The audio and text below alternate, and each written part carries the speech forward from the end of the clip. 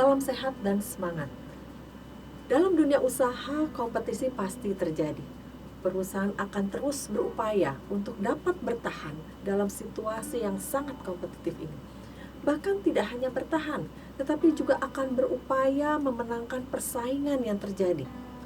Tidak hanya di dunia usaha di mana kompetisi terjadi, di dalam organisasi yang bersifat non-profit pun, organisasi harus berupaya untuk menunjukkan kinerja yang optimal agar dapat terus eksis dan lebih baik dalam memberikan layanan ataupun menjalankan roda aktivitas agar mencapai sasaran atau tujuan yang ditetapkan. Prinsipnya, semua bidang kerja, baik berorientasi profit maupun non-profit, harus dapat membuat roda kegiatan terus berjalan untuk mencapai sasaran yang ditetapkan. Salah satu faktor yang berperan penting, bahkan sangat penting, adalah sumber daya manusia.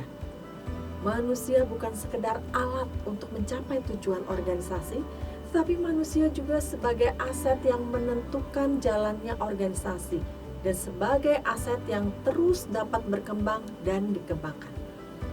Tanpa sumber daya manusia yang berkualitas, perusahaan atau organisasi tidak akan dapat berjalan efektif dan efisien.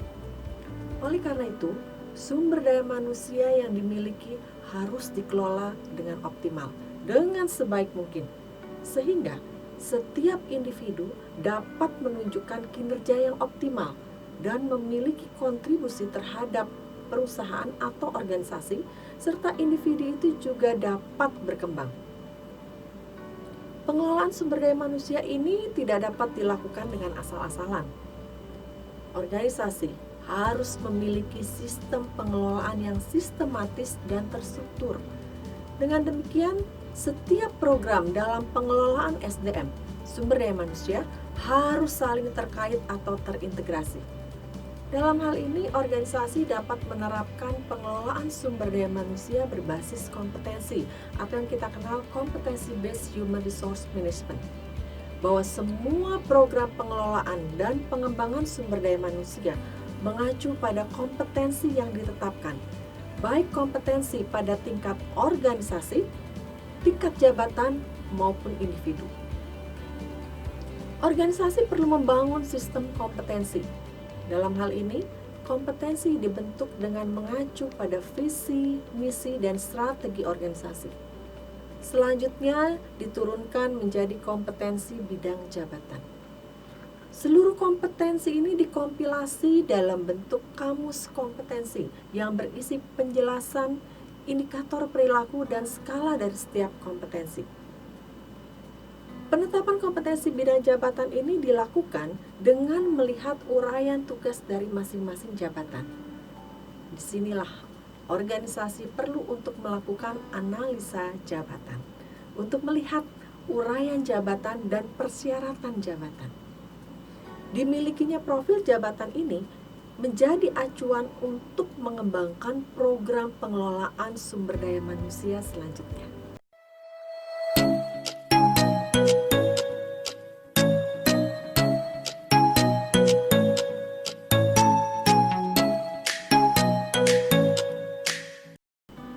Berikutnya, sistem rekrutmen dan seleksi. Rekrutmen dan seleksi harus dilakukan secara optimal. Mengacu pada hasil analisa jabatan, kita sudah menetapkan kualifikasi dan kompetensi yang diperlukan untuk menduduki suatu jabatan.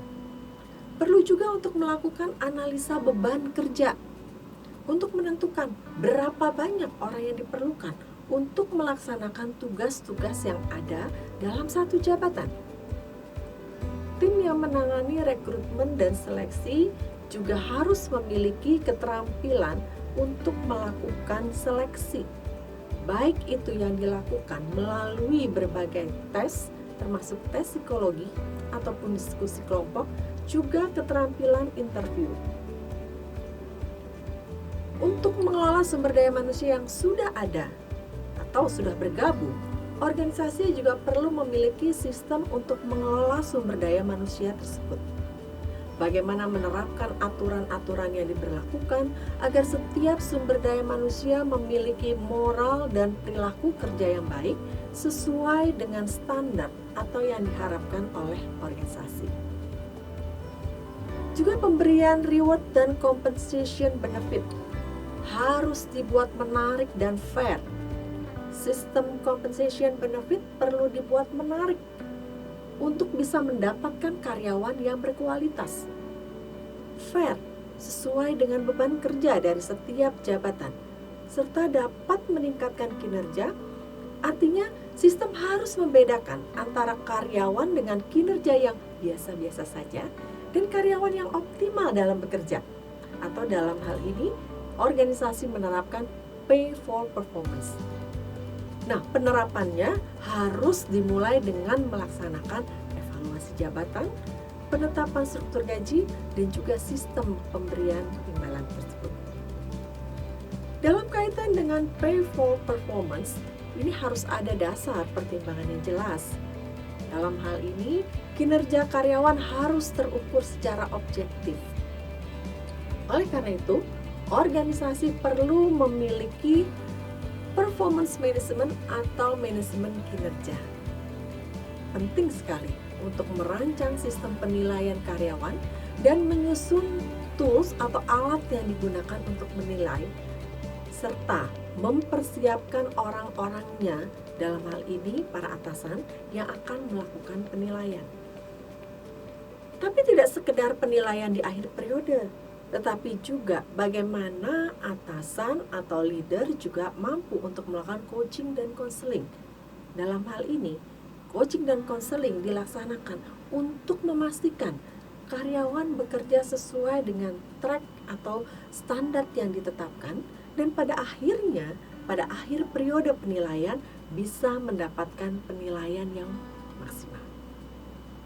Nah, dalam upaya untuk mengembangkan karyawan, perlu untuk dilakukan atau diadakan program training and development.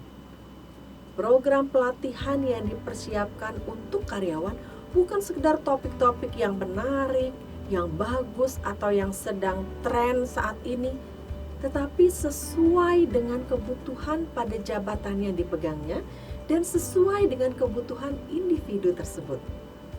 Oleh karena itu, penting untuk melakukan analisa kebutuhan pelatihan agar dapat dipetakan kebutuhan yang seharusnya dan juga disesuaikan dengan kondisi dan kemampuan organisasi.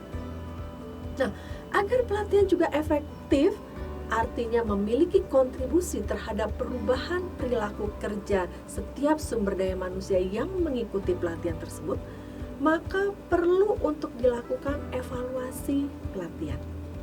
Bukan sekedar evaluasi tentang pelaksanaan pelatihan, tapi jauh lebih penting adalah evaluasi untuk memastikan bahwa peserta mendapatkan wawasan atau keterampilan baru dan selanjutnya menerapkannya dalam pekerjaan atau di dalam perilaku kerja sehari-hari, sehingga memberikan kontribusi terhadap peningkatan kinerjanya dan kinerja organisasi secara keseluruhan.